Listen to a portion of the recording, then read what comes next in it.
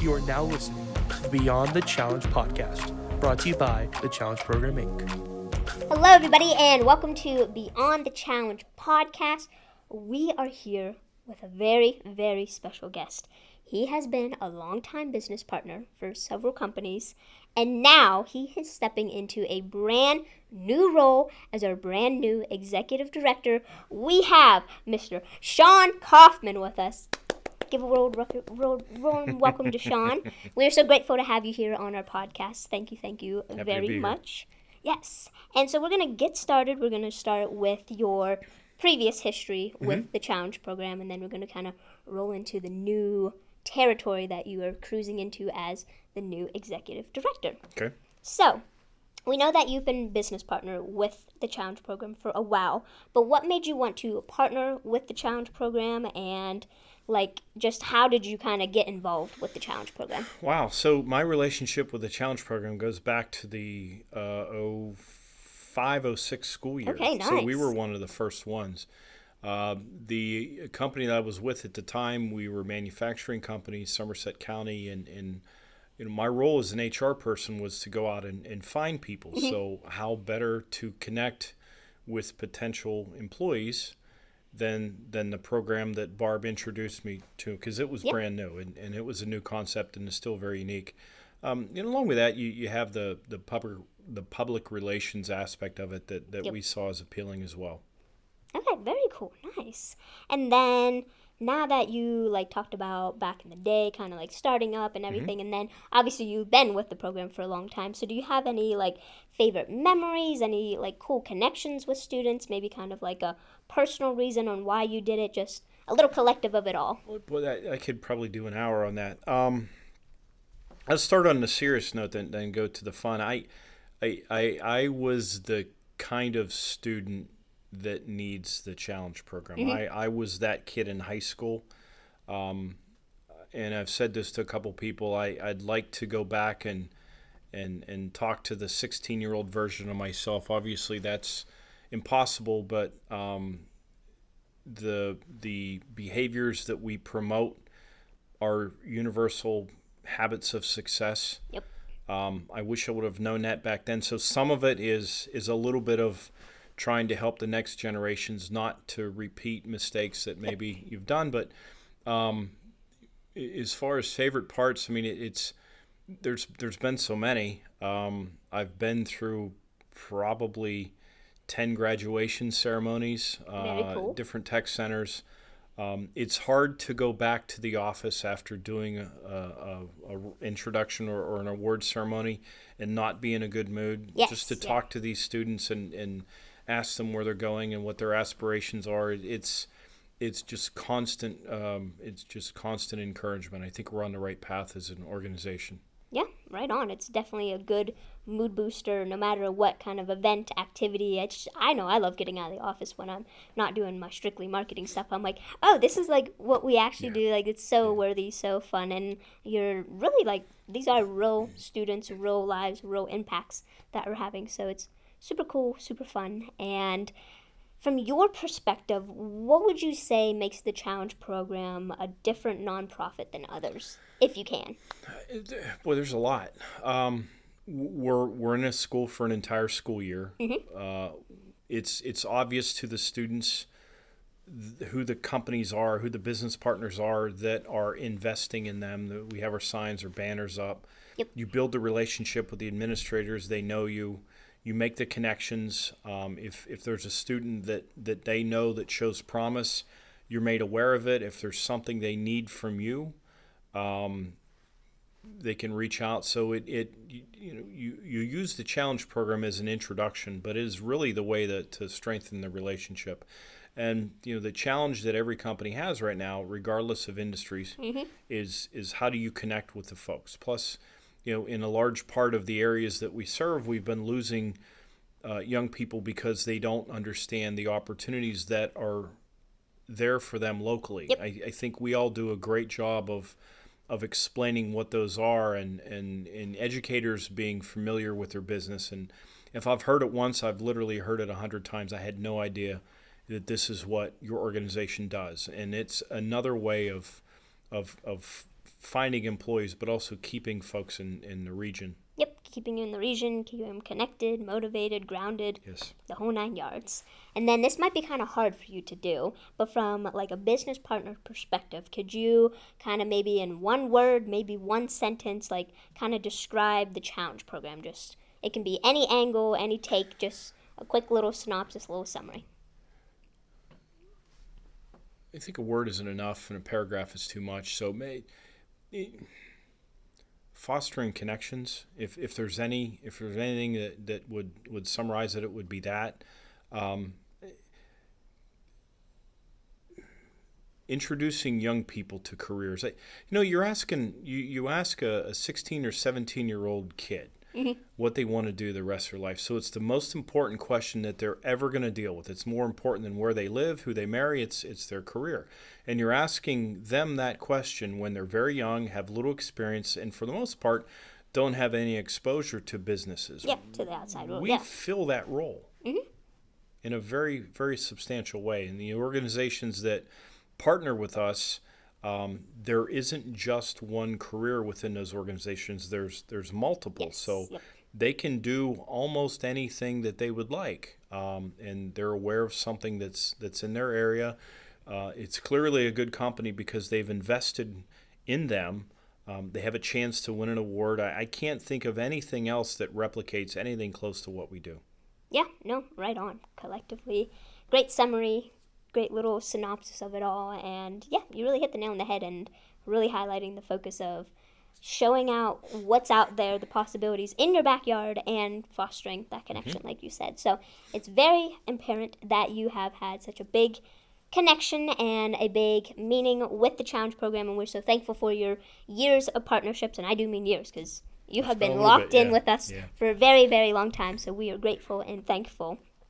Now we're going to talk about the shift. You're shifting into this new role as the executive director, so we're going to ask some kind of executive director questions. So first one we have is, how did it feel stepping into in this new leadership role versus being a business partner for so long? So what was the shift like for you? I've never had a transition where I came to an organization that I was so familiar with it. Okay, nice. I felt like I could walk in and explain. Well, I felt like I could explain the mission of the organization before I even joined here. Yeah, So you already. Yep. it was almost like coming home, and I feel a lot of what I've done in my previous careers matches. It was excellent training for me to fulfill this role. Okay, perfect. Yeah, so it was a nice, smooth, crispy, easy transition for the most part. And then, since you know a lot about it and you're starting to learn even more with your new role, what would you say some of the challenge program's biggest strengths are right now in the current time span of it all? Again, we're there. There's a lot of nonprofits out there, and businesses are getting smarter. They're getting into schools, but no one offers the depth and breadth of what we do. We are a one-stop shop. We benefit employers, we benefit the schools, and we benefit students. No one else is doing that. Yep, ding, ding, ding. Perfect, right? Perfectly said. And then, now that you are in the driver's seat, you could say, what are some new opportunities that you see the challenge program for growth? Some different angles, different openings, horizons. What do you see at the moment? Well, any organization, I think the message that we have is universal, and it may need to be tailored for certain areas, but our goal is to grow. We're in roughly 150 school districts in PA. I think the last number that I was quoted was right around 500. There's no reason why we can't be in others. So expanding in the Pittsburgh area, and I think we're heading out east. Yep. We're going to get into the eastern part of the state where the population centers are, and I think share our message over there and work with other businesses and schools in that area. Okay, yeah, right on. Why stop now? Keep moving and grooving, keep growing as big as you can.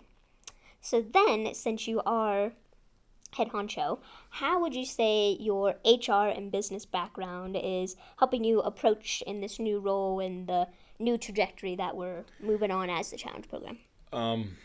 That's a great question. We were on a call right before here, and I was just listening, and it was hard for me to just not jump up and start telling this potential business partner why they need to be involved. we're doing what businesses need. I've spent a lot of time in schools too, and we're helping them with what they need as well. And in some ways, we're an arm of the organizations. Mm-hmm. It takes time to be able to explain that, and some people aren't ready for the message, but we have it. It's all here. You just need to sign on and join along for the ride. Yep, Right. right on, perfectly.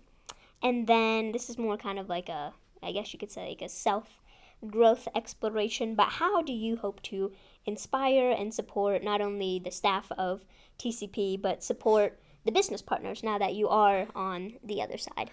Well, I joked with Barb. I said, "There's, my first goal here is to basically not screw anything up." Okay. The organization has been very successful without me. There's nothing I can walk in here and come up with that someone hasn't already thought out with. But my goal is to help the organization grow, is to be a good steward of the organization as we continue. It's gonna continue on past all of our careers and go on into the future, but look at new and different ways of doing things and see how my background can help the organization and the folks we all work with to take those next couple steps. Okay, perfectly said. You are ready. I know from a staff perspective, myself, we are ready, so we're excited to have you. We're excited for all the new changes and the new angles that we're going to be coming into, so I'm ready, and we're ready to roll. So. Excellent. Yes, thank you. And now we're going to switch the mood a little bit. We're going to just kind of keep it fun and light because you are new, and a lot of our staff already know you because, you've been our business partner. But some of our staff are new, or obviously our audience, they might not know you. So we're going to have a fun little rapid fire so you don't have to really explain unless you want to. Okay. Just some fun rapid fire questions. And the first one is, I guess we should start with coffee or tea. Oh, coffee. Okay, and then what's your coffee order? I don't really. I'm agnostic. I can go anywhere, but it has to be the largest, darkest coffee that they have. Okay, all right. You are not messing around. Do you do any like double shots of espresso or anything, or just keep it simple? I can, but that usually results in a speeding ticket. Oh. I will do honey instead of sugar, but that's pretty much it. Okay, nice. Okay, yeah, you're here and you're not messing around with your coffee. Good stuff. Morning or night person? I think naturally I'm a night person, but work will change you. So I think I'm more of a morning individual. I've learned over my career just get up early and get it out of the way. Get after it. Right. Yep, right on. And then favorite sports team or favorite sports dynasty? I'm the weird guy, and I'm okay with that. I don't really, my kids are athletes, and I was very involved and coached. I'm not really a stick and ball sports guy at all. I'm more of a motor racing guy. I'd watch people, if it has a motor I'm interested in, I'd watch people race shopping carts if that was a thing. And that would be a fun sport. I just find that interesting. I was involved with some things when I was a younger guy and just kind of kept up with that a little bit. Okay, so that's your realm and that's your niche. Yeah. Okay, very cool. Dream vacation spot. Unless you've already been there, then what was your best vacation? My wife and I have a goal. We want to get over to England or some things we'd like to see. And that's an aspirational thing. But small town in Florida, north of Clearwater, called Dunedin, is about perfect. Okay. Florida's just exploded. It's turned into a busy vacation spot even in the off season. But Dunedin's this cool little town that's kind of laid back and people still enjoy, and we like to go there. It's relaxing. Okay, nice. Okay, sounds a great spot. I'm gonna have to check it out. Best concert you've been to? I'm gonna throw you on this one. Okay. And I do have a confession to make. So, the best concert I've ever been to, honestly, is Ariana Grande. That's a wonderful answer. I was not expecting that. Wow, that's awesome. Well, let me tell you a story. So it was with a previous employer. One of our vendors gave us some tickets. So I took my daughter and her good friend at the time. It was her last concert in Pittsburgh. And again, I am not the demographic for Ariana Grande, but you've just got to acknowledge talent when you see it. I was blown away. That girl has a set of lungs on her. Set of pipes, She's talent 100% talent. But that was honestly by far the best concert I ever. Wow, that is awesome. Yeah. Like you said, I was not expecting that. I've never been, but I do support. She's a very cool person. So, wow. Love that answer. That was fun. I was not expecting that. Wow, that was so fun and fresh. And then, since you're pulling lots of other things out of the woodworks, do you have any hidden talents or something that people might not know about you? If sarcasm was a talent, I would have it in spades, but not no. Okay, you're a simple man. Yeah, Keep it pretty. simple.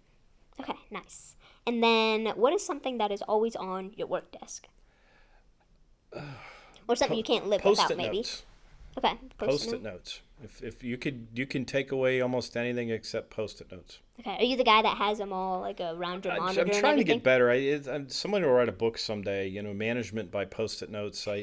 People have to-do lists, and my to-do lists. I have one for here and one for what I have to do at night, and they're Post-it notes. I'm constantly losing them. So if you see one around the sidewalk, it's probably mine that fell Probably in my from pocket. you. Yep. Yeah. Okay, sounds good.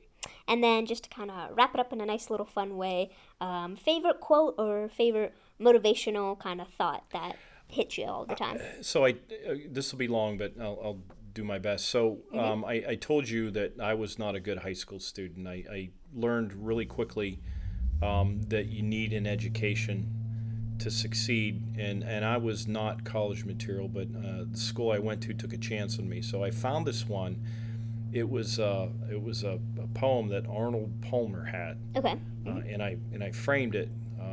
It was in my dorm room, and it essentially was sometimes the man who wins isn't the stronger or faster man. It's the person who thinks that they can. Yep. Yeah. And I always liked that. I mean, there was a lot to get to that line. It was a little longer, but it said a lot about hard work and effort and just putting your head down and not listening to criticism, just believing in yourself and doing the work, and good things happen. Yeah. Okay. Yeah. Love the motivational, the dedication, the drive, the spirit of it all, and that works in any facet It or truly season of does. life. So it's a never-ending piece of motivation. So I love that. So thank you for that. So that was our quick little segment, and then we're gonna have just another quick little segment. We're gonna look ahead, and I already kind of asked some future questions, but what are you most excited to see from the challenge program? I mean, we're already kind of towards the end of this year, so Sure. maybe next year, like just within a 1 year scope, what's something you're really like, oh, I hope we do this or something like that. Well, again, the eastern part of the state, Philadelphia is ripe for expansion for us. We've started to head over there. Our chairman's from the Philly area. We're making introductions, and again, we're going to touch lives and influence folks in a positive way, and there's more people that side of the state. So let's get Pennsylvania conquered, and let's see what else we can do in the rest of the country. But we have to start here. Yeah, start small and work your way out. Perfectly said. And then, if you could ask a student to take one takeaway from the challenge program, what would you say? I know there's a lot, but if you could try to summarize or have one main point, what's something a student should take away from the challenge program? Behaviors lead to success. Yes. Yep. The 100%. categories that we incentivize, again, regardless if you're arts, sciences, medical, engineering, entrepreneurs, those habits of success can be applied anywhere. Yes, perfectly said. And then this one might piggyback with what you just answered, but if you could give a high school student any piece of advice about success or literally anything from your background, it doesn't have to be challenge program related, what kind of advice would you be giving to the younger generations of today? Every action has a consequence, good or bad. Yep, And the right things you do now will either hinder or help your success later years. And again, that goes back to the initial motivation, but and no one ever said that to me. I wish I would have known. Hopefully that would have changed things, but you are some of your experiences. So Yeah, it builds you who you are, and right. yep, makes you your character. Alrighty, well, thank you, Shawn, for Awesome. joining us. We're going to wrap up this quick little session about announcing Shawn as our new executive director. So we are so grateful and thankful to have you here. And we also loved having all of your wise words and wisdoms from numerous years of business and being one of our business partners. So thank you for that as well. And we're going to close up by saying don't forget to check us out on social media. We are on all the different platforms. We got lots of different content happening. We love to feature our different businesses. So if you're looking to get your name out there even more, TCP is a great option in the land of social media. And of course, we are steamrolling along across the country. So keep your eyes out for us. And we hope that you join us and take the time to learn about us if you don't know who we are or what we do. And I know Shawn and myself, we'd be more than grateful to help you out. So feel free to DM us, send us an email, whatever kind of route you need to go. We will definitely answer you and get you in the right direction. But other than that, we really greatly appreciate you watching and listening, and see you at the next episode. So have a good one. Awesome. Thank you. Thank you for listening to the Beyond the Challenge podcast. If you want to learn more about us, check out our website at tcpinc.org or check out all of our social medias. Thanks, and have a good one.